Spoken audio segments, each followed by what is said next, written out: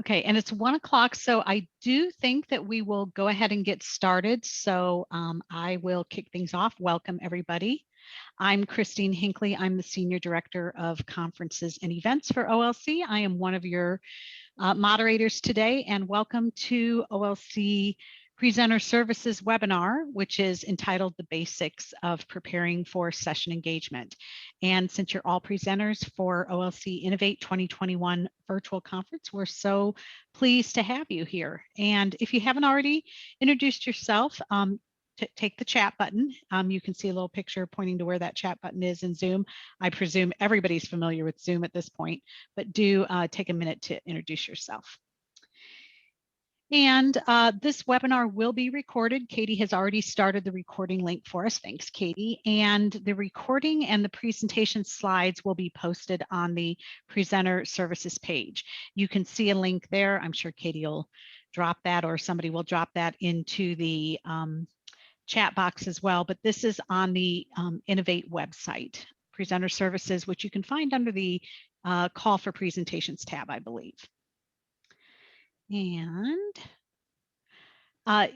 to participate in this question, we definitely want this to be interactive. We want you to ask all the questions that you have. You can raise your hand and ask a question during it. Don't be afraid to interrupt us if you need to, or we can pause periodically and give an opportunity for questions as well. If you can type in the chat at any time to ask a question, or you can click the raise hand and then click on the microphone to unmute yourself. And then once you've asked your question, please mute yourself again. And we do ask that everybody stay muted when they're not speaking, just to keep the background noise down. So barking dogs, we know you're educating kids at home, all this kind of stuff, not a problem. Just try to hit that mute when you're not speaking whenever possible. And okay, so we have a great panel today here.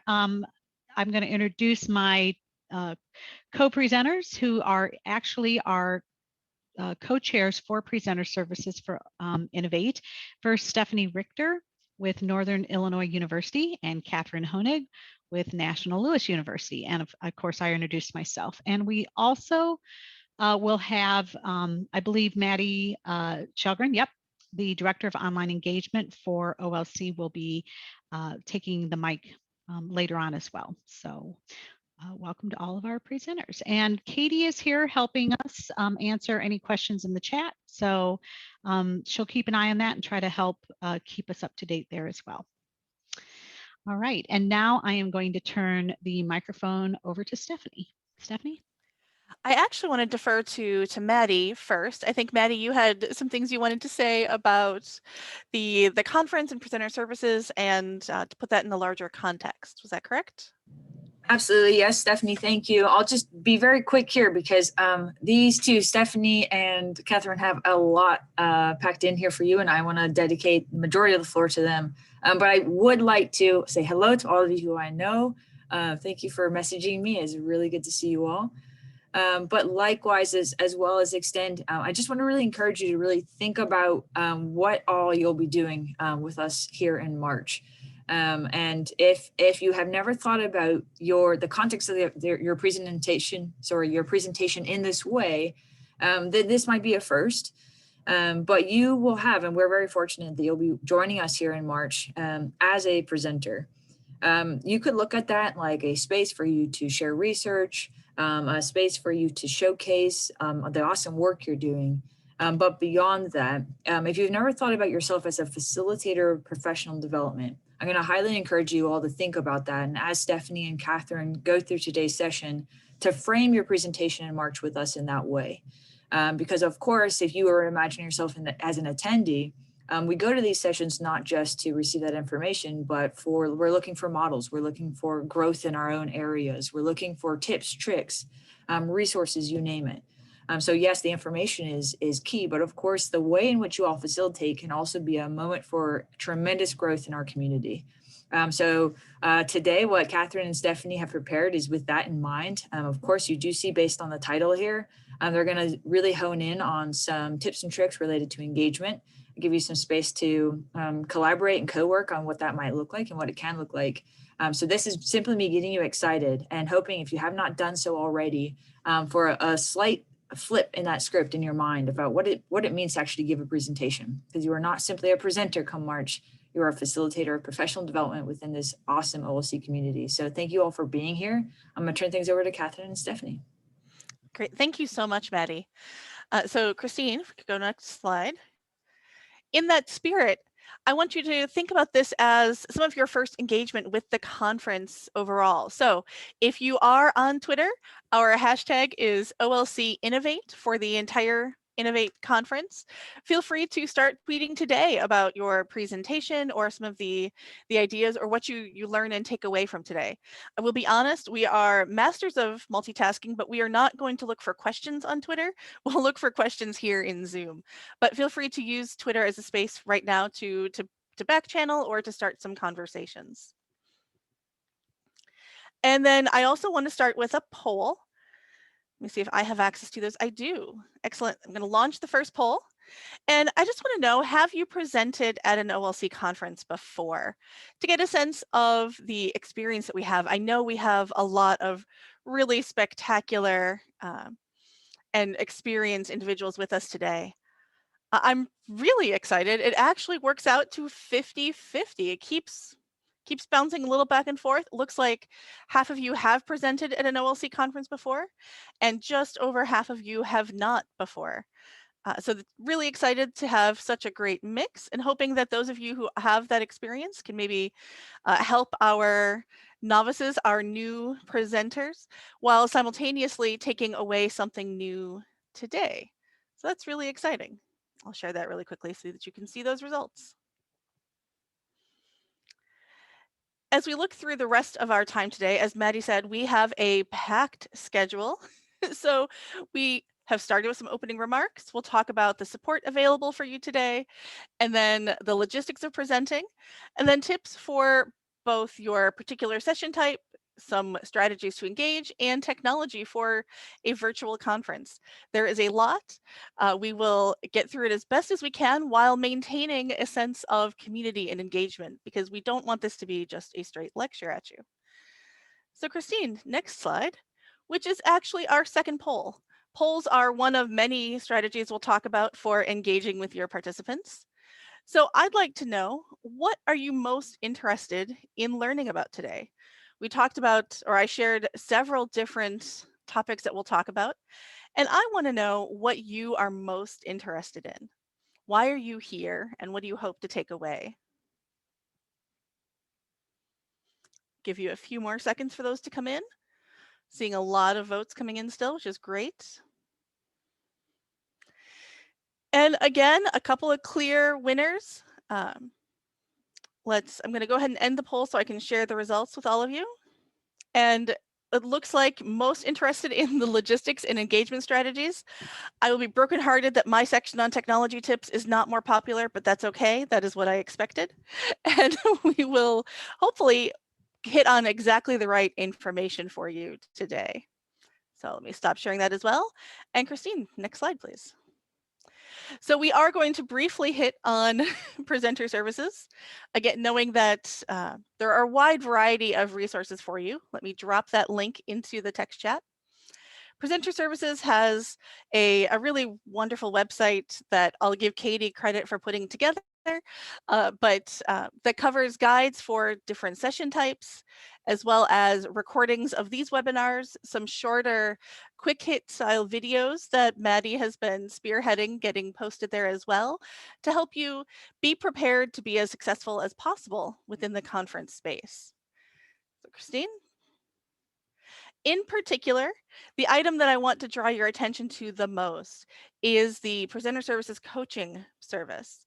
So with the Presenter Services with coaching, what you're able to do is actually request an experienced presenter to be a coach and walk with you through whatever it is you need to be prepared and feel successful with your OLC presentation. So these are some of the questions that you might have that a coach could help you with, but there are, of course, far more available. Your coach can meet with you one-on-one as you design and prep your presentation. or could attend your presentation and offer you feedback after the conference is over.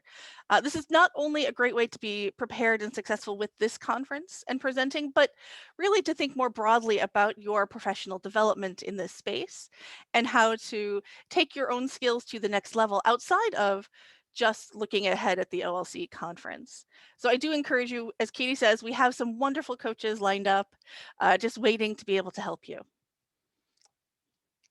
And the last thing that I want to remind you of before we get into the rest of our session today is to think about OLC conferences and the space that we're entering into. And if, like me, you've attended several before, I've been very fortunate to, you've found hopefully that OLC is a very warm and welcoming space. These conferences are meant to help you connect to other individuals, to build a network and find collaborators. So when we look at our sessions here in the virtual space, it's really easy to back out of that into more of an information exchange. And so we want to, for the virtual conference, really center ourselves on engagement, on the ways that your presentation or your session help you to connect with and form connections among your participants, to build shared understanding, contribute to new learning, to professional development, as Maddie said, and then continue to refine, strengthen, develop your own progress, your own practice, and the ideas that you're presenting on, so that it's not, again, a one-way delivery of information, but starting a conversation and a dialogue that may continue even after the conference has ended. So today we'll talk a lot about centering on engagement and how you build that engagement, those opportunities into your session. But we wanted to bring it here at the very beginning of the session, as opposed to tacking it on later, so that you can think about this as you think through the logistics that I think Christine is presenting next. Thank you, Stephanie. And yes, I'm going to go through a few logistics, just covering some important points that we want to make sure that all presenters are aware of. First of all, the most important thing, and I think this may be one of the biggest tripping points of the conference, is that this particular conference will be presented in Central Time Zone. So every session that you see listed is in Central Time Zone.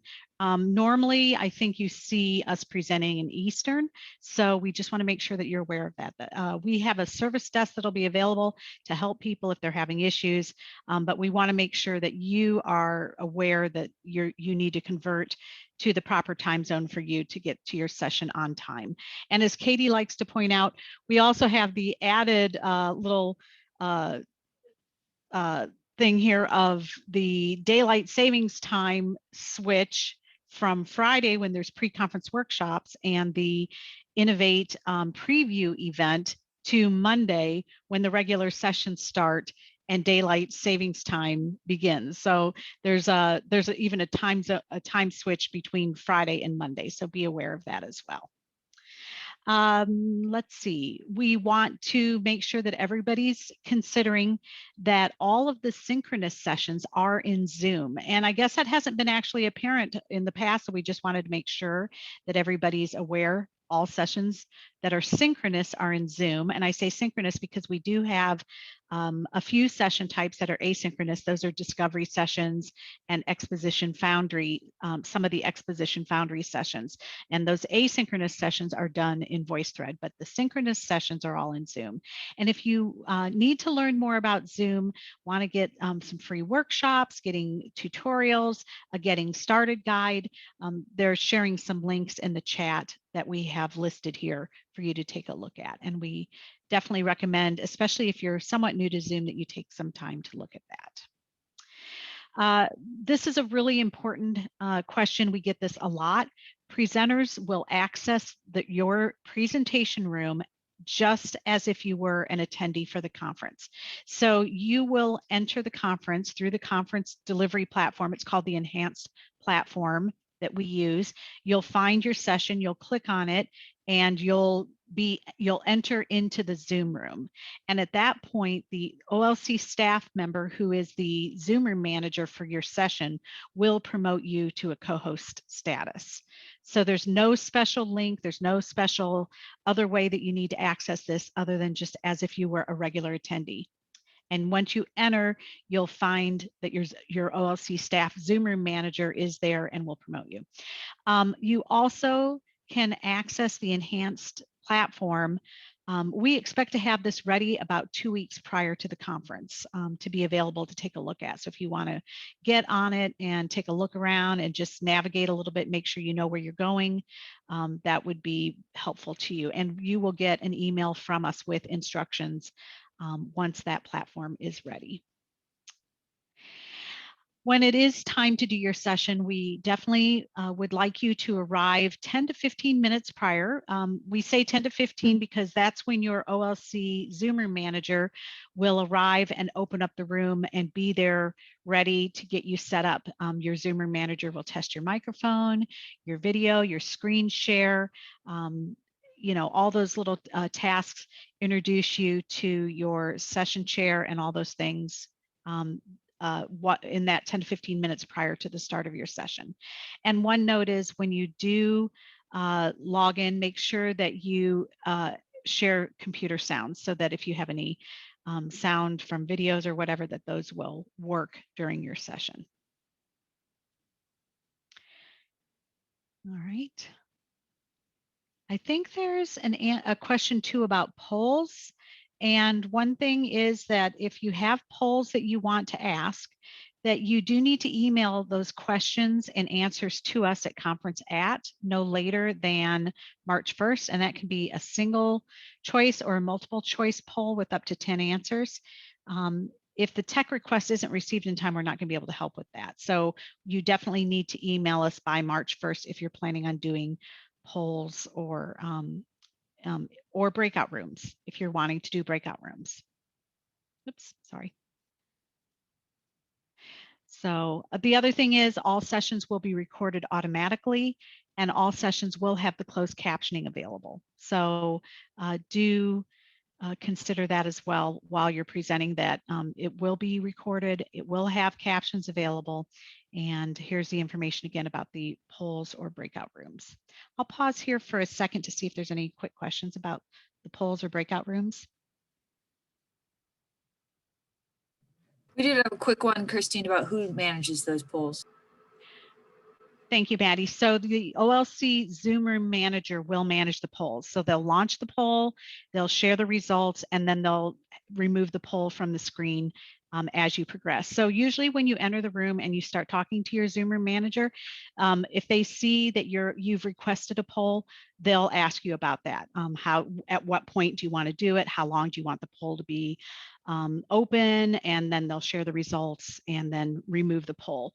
When you submit your poll request, we'll even ask you, are you wanting to do all the questions at once, or are you wanting to do one question and then quit that poll, launch the next question? So that's why we want to work this out in advance with anybody that wants to do polls. So as you send those requests into Conference we will get all of those details settled with you so that we have it all ready to go in advance and you don't have to worry about that at all. And Katie, I'm assuming that you guys are capturing all the other questions in the chat, but do take the mic if there's a specific question. So this is kind of a review. As you get into the room, you're going to have a lot of session support. You've got your OLC staff member who's your Zoom room manager. So they'll do the Zoom room housekeeping. They'll introduce the presenters. Do tech support. As an example, if by the unfortunate, somehow there was a Zoom room bomber, which shouldn't be a situation here because these are all secured links, but they would manage that. If you're having sound problems, they'll try to troubleshoot that with you. If an attendee is having various issues, they'll try to troubleshoot that with them. So they'll provide tech support and then they'll do announcements at the end. You'll also have a session chair there, and the session chair's job is to work with you, the presenter, to try and build the community and help moderate the chat. So the session chair will be encouraging people to introduce themselves at the beginning of the session, to ask their questions in chat. They'll point out those questions to you, the presenter, as there's time. They'll ask you before the session starts whether you want to take questions throughout the session or if you want to hold them all until the end. They'll help point those out depending on what your Q&A strategy is. And So they're not there to answer the questions, they're there to support you to help make sure that those questions get answered and to point those out to you as need to be. They'll also be there to help keep time and give you warnings about the amount of time that you have left in the session to make sure that you've left enough time for Q&A and that everybody's on time. All right, so that is the support in the room. And then there's the slide template and evaluation. So their OLC does have a slide template that you can use. I think you can find that on the presenter services page. Correct me if I'm wrong, Katie. There's also a slide that we'd love for you to insert to remind people to evaluate your session, and your Zoom room manager will also put that link into the chat as closing announcements are happening to remind people to complete the session evaluation. We do have a little prize to the session evaluations to get completed. They get entered for prizes, and it's something that's really helpful both for you as a presenter and for us for the conference to see what sessions were interesting, well done, what kind of topics people really are interested in, and feedback to you about the presentation. So we definitely encourage that. And you'll also, yeah. Can I interrupt for 1 second about the session evaluation slide? Yep. So just a note that if you're presenting a synchronous session via Zoom, you actually don't need to worry about adding that slide. It will be in the closing slides. So after your presentation, you'll give back the screen share to the OLC staff member. They will share their screen for a couple of closing slides that will include the session evaluation slide. If we do recommend for discovery sessions, that they include that, since there is no OLC staff manager helping manage that. But you don't have to worry about adding that slide to your presentation, since we will have it in there already. Thanks, Katie, for pointing that out. Yeah, of course. And just so you're aware, what will happen is as you enter the session, there will be the Zoom housekeeping slides at the beginning. The OLC staff manager will go through those, then do the introductions. Then the staff manager will turn the sharing over to you so that you, the presenter, can start sharing your screen. You'll do your presentation, and then the Zoom room manager will take the sharing back, reshare the slide deck with announcements, the session evaluation slide, all of that. So thank you, Katie, for clarifying that.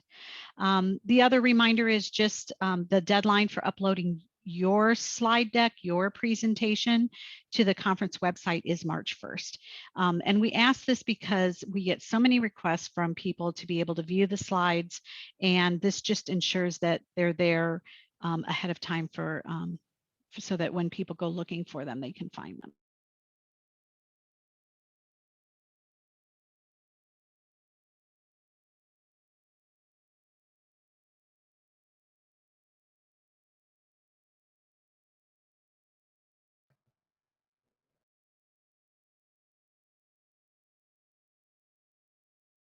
Oh, sorry, I was muted. So this is a reminder about uploading your slides by that March 1st deadline. You will get a reminder from us as well on this. So look for that email. But basically, these are the instructions. You log into your OLC user account, you'll select the conference profile. And once you're in the management system, you'll click on the My Sessions and the edit link, and then you'll upload the files from there and add your presentation URL or your file using the file browser, and then you'll scroll down and click save. So it's very easy. Also, if you've uploaded it and then you go into you're preparing for your session, you're like, oh my gosh, I want to change this part of my presentation.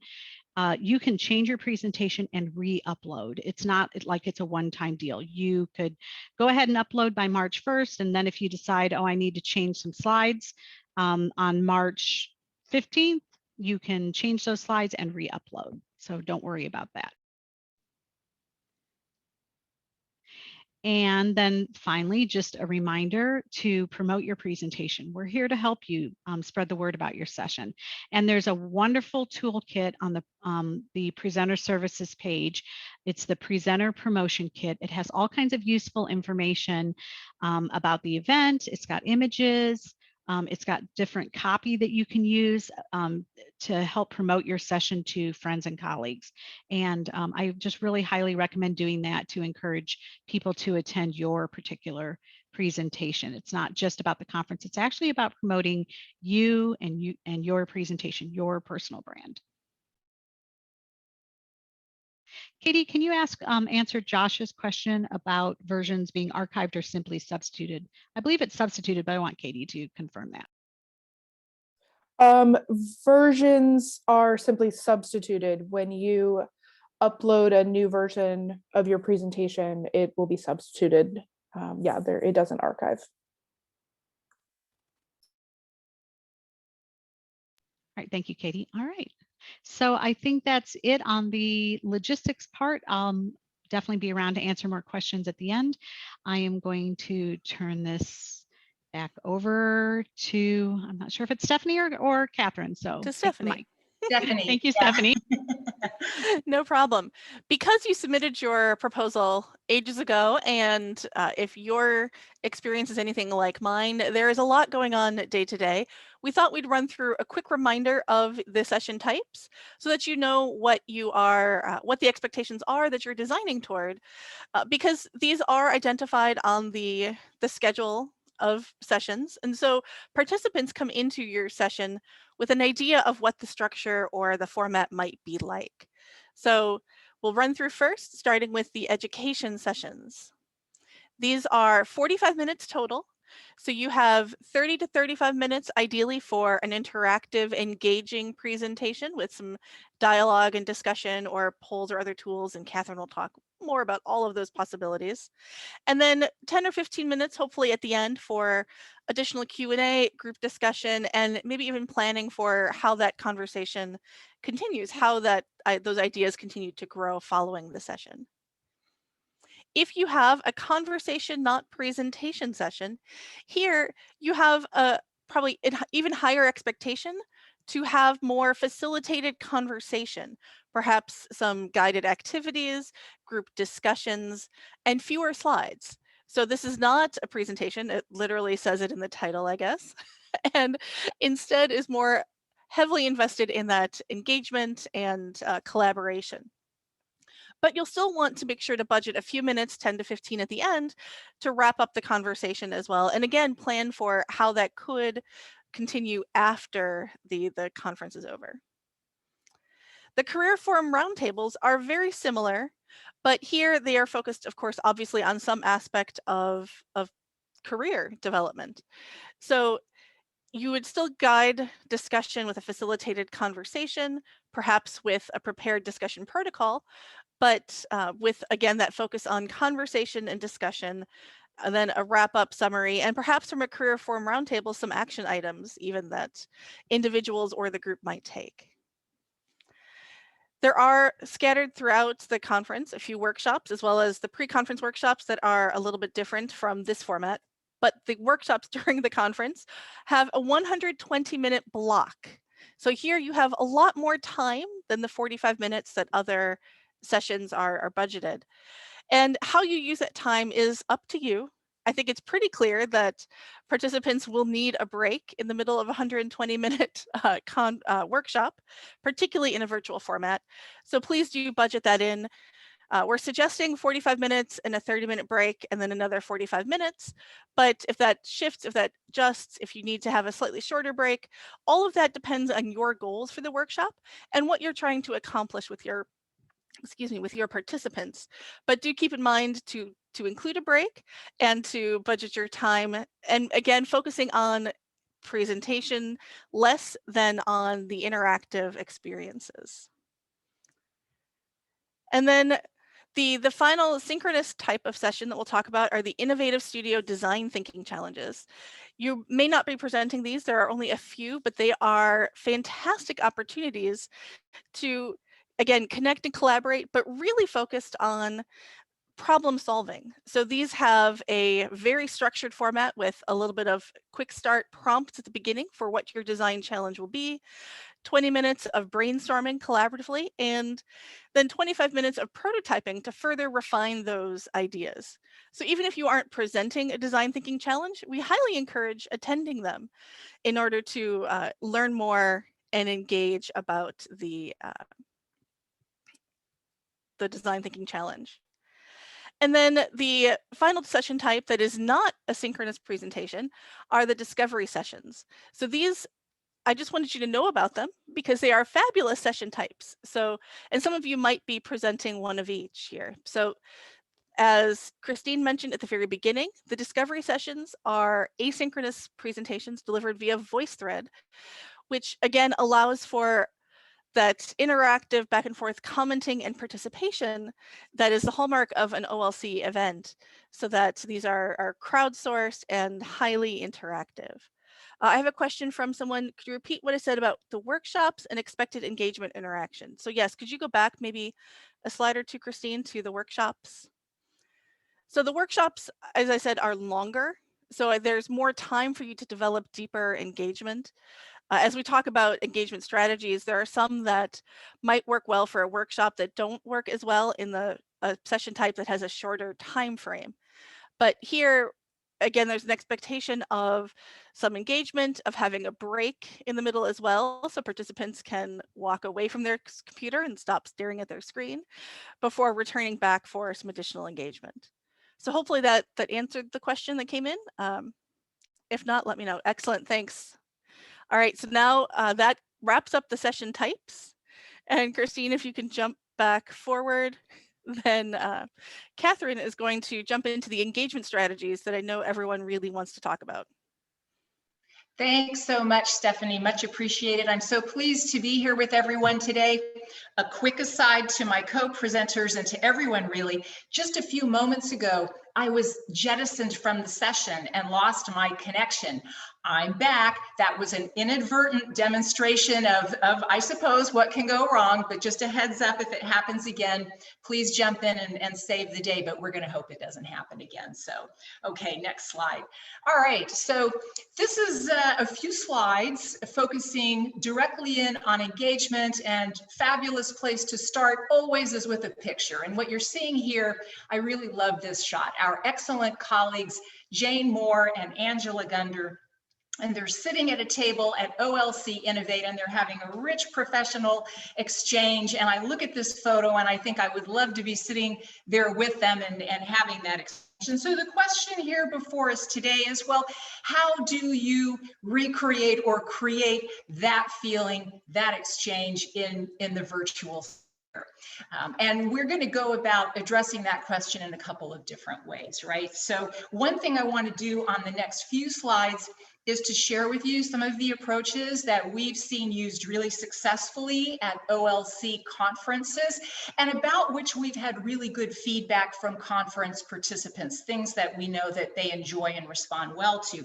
But, and this is equally important, this is very important, we acknowledge that we have on board today and in the OLC community this magnificent ed tech expertise. And so we would invite all of you to go out to a link that we've provided here. This is a collaboration document, a collaborative document. It's a little self-explanatory. When you head out there, you'll see some instructions, but we would love to hear from you, your ideas, your guidance, your recommendation with respect to engagement strategies that you've used and that you know work well in a conference setting. And we've also got a component of that document where you can ask some questions too about things you maybe would like to learn more about after today's session. Now on this slide, I'm doubling down on my favorite picture, right? But if you look a little bit more closely, you're going to see a shortened link here to the same document that I've just sent you out to. So just a sidebar, many of you probably already use URL shorteners, but that's what we've done. And it's so nice to take that big, huge link and make it so much more professional appearing, manageable. And in this case, it's got a little bit of branding. And I think someone's going to put the bit.ly.com Thank you, Stephanie. She's all over it. Put that in the text chat. So for those of you who don't use it, you're going to love it. It takes about 60 seconds to do, maybe even a little bit less. And just as a sidebar, even if you're not sharing out on that document today, do be sure to take a look at it, because it's just a beautiful template of how a collaboration document like this can be used to do some crowdsourcing in the context of a presentation. All thanks to Maddie and Angela for that document. I just love it. Okay, next slide or I'm going to get in trouble. All right, so taking engagement from the the 10,000-foot view, what you're seeing here are the usual suspects with respect to virtual presentation, right? So you want to ask questions, right? You want to maybe clarify things, get feedback from people and so forth. Never underestimate the beauty of text comments. As you can see from today's webinar, holy smokes, there's so much energy and sharing. And really, in many respects, I think people enjoy participating in virtual presentations via the text chat. We would also want to be encouraging audio and video participation where presentations allow for it, and you have the time for that, and you can manage that. And of course, the more communication channels you're using, the more humanizing, in a way, if I could put it that way, your presentation becomes. And of course, those collaborative activities, one of which you may be engaging in right now. Either maybe you're tweeting or you're working on our Google Doc. Okay, next slide. Okay, so these are potential strategies, right? We're being a little more specific now. These are potential strategies that we've seen work really, really well. Some of these have already been mentioned. Let me just say a little bit about all or most of them.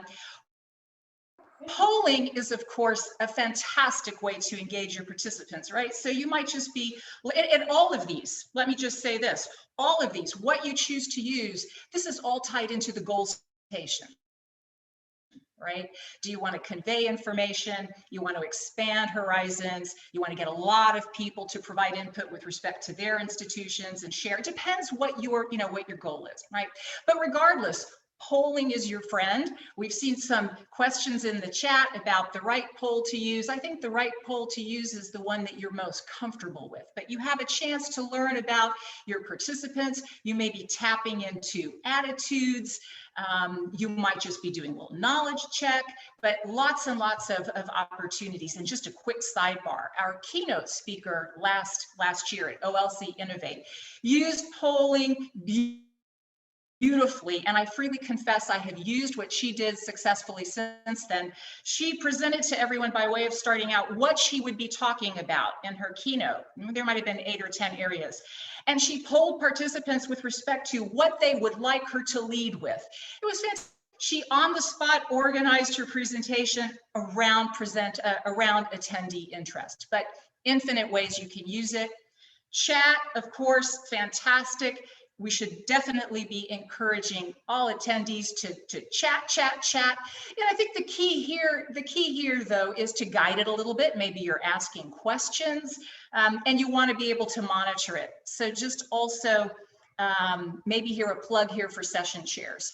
I have the great good fortune to present at OLC Innovate with this magnificent group of women from the Merlot Psychology editorial board. There are 4 of us. We have used chat very, very successfully, but we're able to, to split the role and delegate out. If you're on your own, bring your session chair into it. As someone who served as a session chair, I can tell you, I'm delighted to be asked to participate and support. So sidebar on that. Twitter hashtags like the OLC Innovate hashtag that we're working with today, also a great idea. I actually use the Twitter hashtag in one of my courses and love it. I follow the OLC Innovate hashtag during the conference, and I find there you see epiphanies, and it's also a great way to make public, what you're working on. So it serves multiple purposes.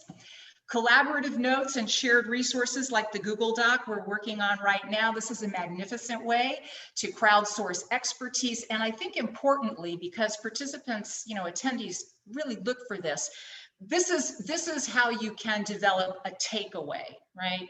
A concrete takeaway for the people who come to listen to your presentation. I think that's really important. It's a really important thing to consider.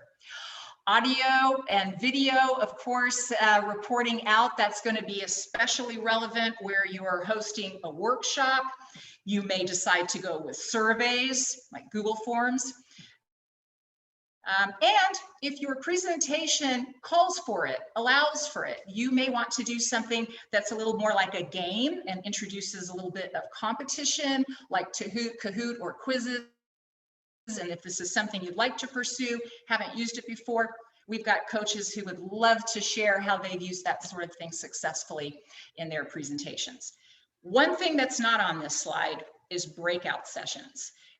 And you know, very respectful guidance on that is to tread super lightly, because what we see, conference attendee behavior, is that especially in a shorter session, right? So not the workshops, but you know, in a conversation, not presentation, education session, and so forth. If you send people away to breakouts, they are in all likelihood not coming back. It just doesn't work. It's really just not the right format. Having said that, if you really feel that you've got a handle on that, you'd like to do it, you'd like to give it a try, you know, my best guidance is tap one of our coaches on the shoulder, talk it through a little bit. Yep, get a little feedback. I think that would really be a productive idea. Okay, next slide. All right, so we thought it might be useful to summarize all of this, you know, the intersection between the session types and the engagement strategies in a grid here. You know, these are not hard and fast rules, but they do sort of, the grid does suggest what is likely to work best in our view in different types of sessions. You know, the big question is, what approach makes sense given my particular goals for the session, for the presentation, right? That's paramount. But the type of session and the way that session is constructed also drives the kind of engagement approach you want to be thinking about. So workshops, you've got loads of time to try different things. Discovery sessions, audio and video built right in, you want to go for that. In education sessions, well, you know, breakout rooms, maybe not so much, but you can certainly have people collaborating in some different ways. Okay, Christine, thanks. Let's take a quick pause here. Becca had a question. If you don't do group work, you know, in breakout rooms, then how do you suggest doing it? Do you want to comment on that very quickly?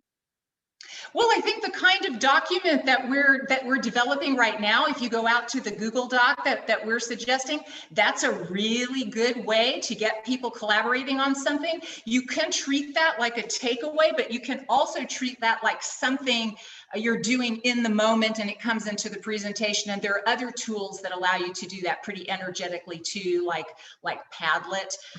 Your Twitter hashtag can be folded in the moment if you want to follow it while you're presenting. So there are some different ways. We have another slide here on planning for size. If you have few enough people, you can have just a conversation with 10 people, but if you have 100, then you probably need to be thinking about other kinds of tools to get people collaborating. And if I can interject, and Christine, if you could go back a slide to the grid again. I want to highlight Maddie's comment in the text chat as well, which is this grid is not a yes, no. It's not like what is allowed or not allowed. These Correct. are recommendations based on experienced presenters' experiences. That's experience twice, but you get the point, as to what might work best. That being said, there's no rule that says you cannot use breakout rooms. What we're trying to convey is, at least to prepare you, that experience from the previous virtual conferences says that when you open breakout rooms, your participants are going to leave the session. And not all of them, but many of them will. And so what you'll find is if you had a large group prior, you'll have a number of them who leave, a smaller number then who are actually engaging in the breakouts. So Jane has some excellent suggestions around having facilitators in those rooms to manage the conversation. But quite frankly, the participant expectations of their level of interactivity, I think, doesn't match with using breakout rooms, which is why we recommend caution. And what you will end up with are breakout rooms that have people who want to be there, who are heavily engaged. And that's not a bad thing, even if that is a smaller number. So Again, our suggestions instead of breakout rooms are to think about either using the main room or to use those other collaborative tools like Padlet, like Google Docs, like forums and surveys, things that don't that don't have the same level of maybe pressure on participants as a breakout room feels like it. And a sidebar logistical note, which it may have been discussed in the chat, is that once people go to breakout rooms, you know, that's also not recorded. That has implications for playback. So even if you do try breakout room, you have to think about what's going to be going on in the main room for people who might watch the recording later. So again, really good idea to reach out to our coaches to talk over what you're planning to do, because they can be really helpful to you. Yeah. So right, and of course, here's the slide that doubles down on that. And you know, my understanding from you know, from our OLC colleagues is that the most frequently requested thing from coaches is the dry run of the presentation, which is a really great idea, and particularly if you're planning, you know, a particular collaboration tool. Yeah. And I think we got one more slide in this section. Yeah. So, you know, lots of experienced educators and ed tech professionals on the line here. So, you know, the idea that you would go to a conference with your presentation and plan ahead with respect to how many people might be there, I know that this is something everyone does all the time, you know, and with the group that I've been presenting with, you know, to be sure, we've presented in all the different kinds of sessions by now, and we've come down to really particularly appreciating conversation, not presentation, and discovery type of sessions, because we really enjoy the exchange. And when we're face to face, what we normally anticipate might be 25 or 30 people coming. And so, you know, we plan around that. But even when we're face to face, we think, well, what if we have a few more, you know, or a few less? That whole planning approach, that holds in the virtual sphere, but I would argue that the stakes are higher. It ups the ante, right? So in planning for last year's presentation, you know, there were 4 of us and we had a conversation, not presentation. We actually went in with plan A, plan B, and plan C. You know, what if only 5 or 10 people come? What if 30 people come? What if 100 people come? And holy smokes, almost 100 people came. We were ready. That was plan C, you know, and again, in a big session like that, where you're hoping to converse, and that's the expectation, that's the structure of the session. If you have many presenters among whom to divide that work, that responsibility, beautiful. If you are alone, again, reach out to your session chair for help on that one. But again, respectful sidebar, good to plan ahead, because some of the virtual sessions can be larger than you might have anticipated. Thank you, Christine. I think I'm back to Stephanie.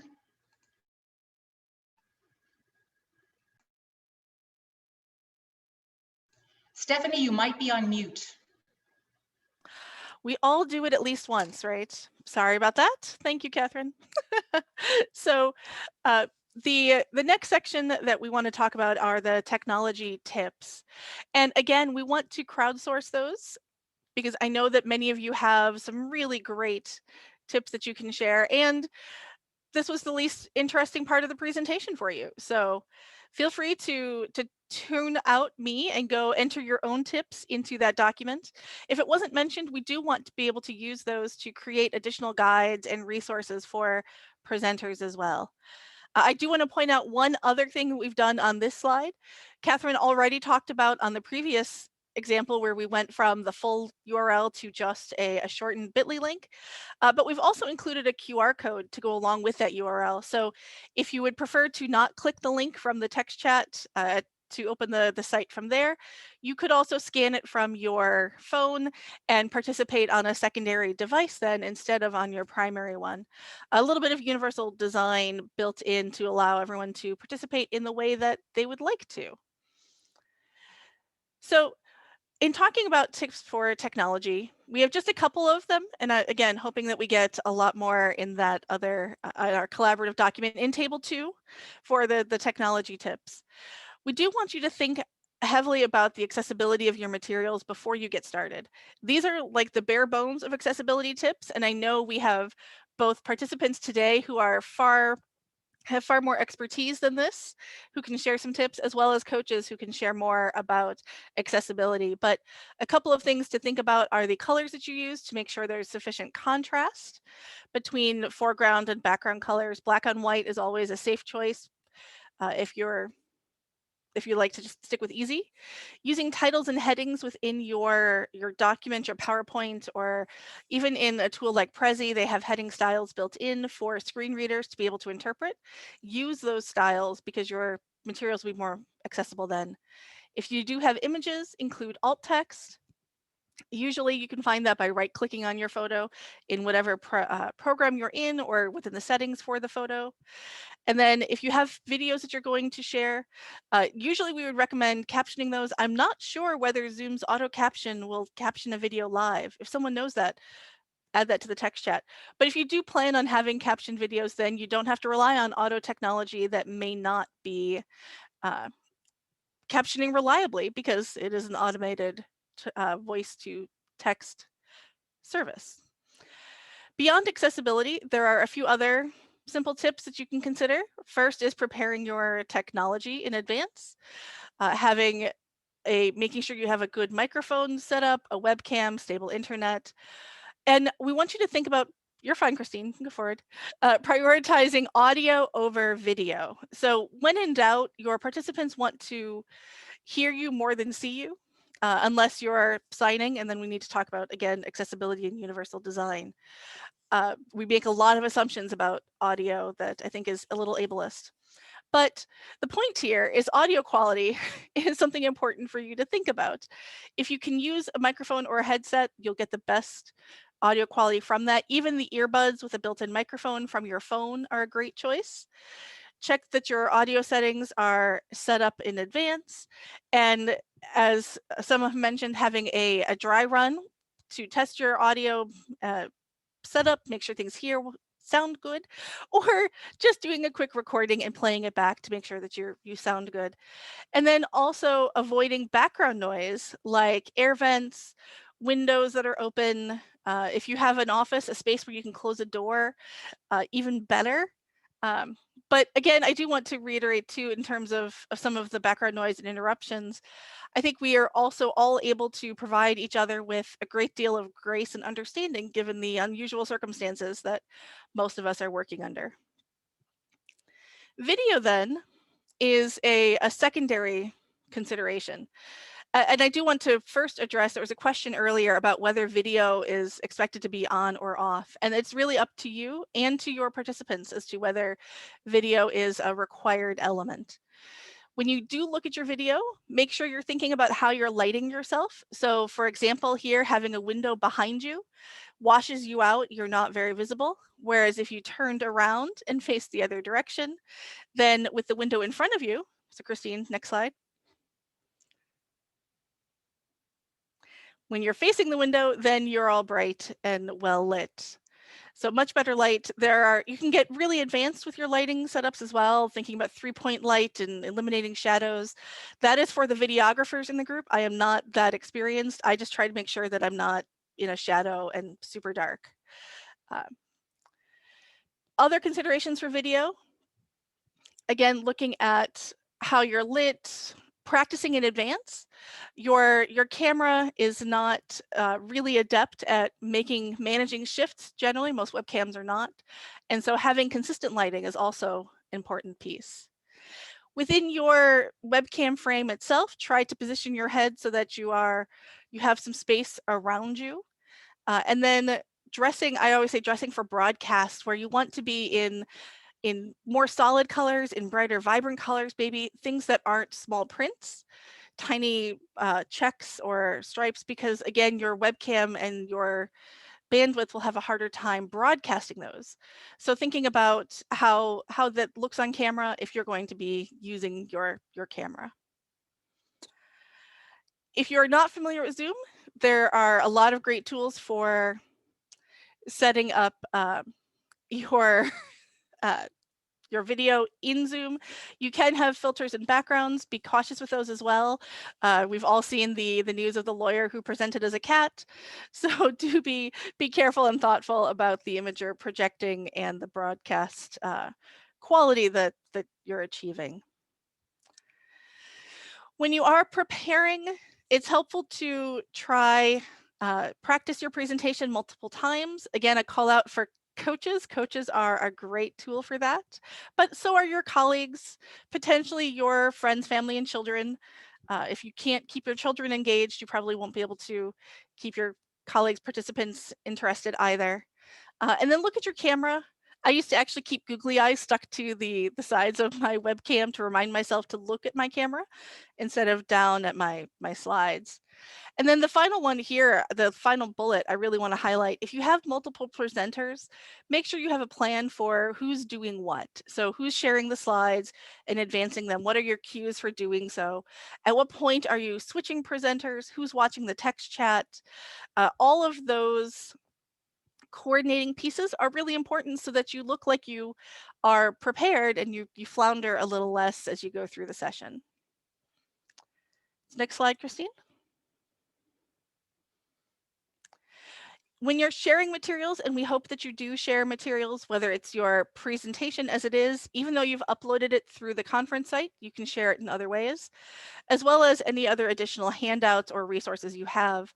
Have short URLs or QR codes ready to go so that those are easy to share instead of the really long like Google links. Because Zoom doesn't leave the links live in your slides, excuse me, you'll want to have those ready as well to paste into the text chat.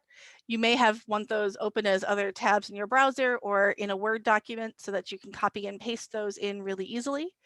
And again, knowing who's going to be the one who's pasting those in is really important as well, so that you're ready to go and someone is on top of that. We've got a couple of minutes left to wrap up. The main point that I want to make is to remind you that you've got this. I know there was a lot today. I loved seeing all of the interaction in the text chat. You're obviously on top of this. You know your content, you know the material that you're trying to share. Think about the goals of what you're trying to accomplish and use that as your guiding star as you're thinking about how you establish your sense of interactivity, as you work out the timing of what you're going to do in your session. You really want to make sure that you have those as your goals in mind as you plan it. But really, you've got this. We're all in it together, and OLC is a very proactive, supportive environment for you to present, whether this is your first time or your 100th time. Christine, moving on. Again, reminding you, if you haven't heard it enough today, we have a lot of resources available for you on the Presenter Services website. I'll throw that link in the chat for you one more time. Presenter Services is going to be your hub for finding, for example, the recording of this session and the other guides and materials that we have available. And then we've mentioned coaching about 100 times as well. The coaches are really an excellent resource for you. Christine, next slide. So feel free to support or request a coach to work with. Again, you can work with someone in advance, you can work with someone after for feedback, but you should get that request in advance so that we are ready to go and can get you paired up with someone as soon as possible. And then this is an ugly slide, my apologies, but the final reminder that we are collecting all of those strategies from you on our collaborative document over in Google Docs. So feel free to continue posting your thoughts and suggestions there and refer to that back after the session today.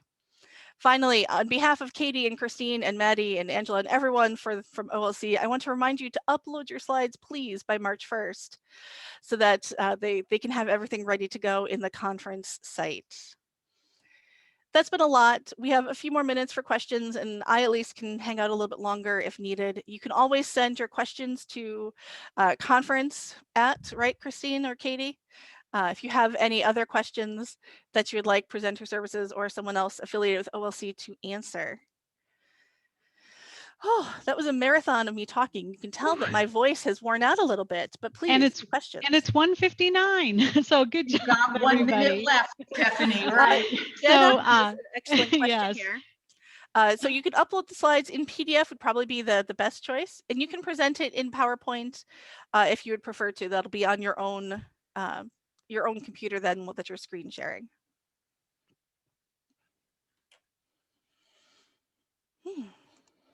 Alrighty, so thank you so much to everybody for attending today. We're so glad that you were here. Don't be afraid to reach out to us, conference at the presenter services page. We're here to help you, and any coaching that you need, we're here. So we look forward to seeing you all at the conference. We'll hang out here for another minute or two to answer any questions if anybody needs to take the mic, but thank you all for being here today. There was another question about the recording. The recording will be available. It will also be on the presenter session website. So you can go find it there once Katie is able to make it available. And shameless plug from Angela. Yes, if you're interested in volunteering for presenter services for October Accelerate, then yes, please let her know. And I will throw a plug in here that if you're interested in volunteering as a session chair, to reach out to us at conference at, and we will get you signed up to be a session chair for other presenters. And another shameless plug from Rolando for the innovation crew. Absolutely, innovation crews are a great way for you to connect with a smaller group of individuals to navigate the conference, toss ideas back and forth. Absolutely, highly recommended. All right, any other shameless plugs before we end this today? Nope, okay. We'll hang out for another minute just in case anybody has questions. So Josh, you're asking about slides. So there will be intro slides where we do the introductions and recognitions at the beginning of a session, and then the Zoomer manager will turn the slide sharing over to you. So you will share your own slides. So we have you upload them to the conference repository so that they're there for people to be able to view. But during the actual presentation, you are going to be sharing your own slides. And when you're done, the session, the Zoomer manager will take the sharing back and reshare the general slides with announcements and all that. So I hope that helps. If you have other questions, feel free to take the mic.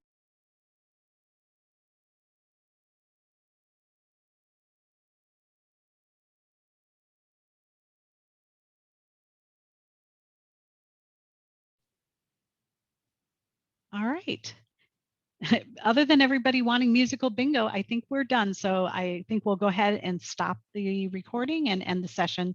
Everybody have a great day.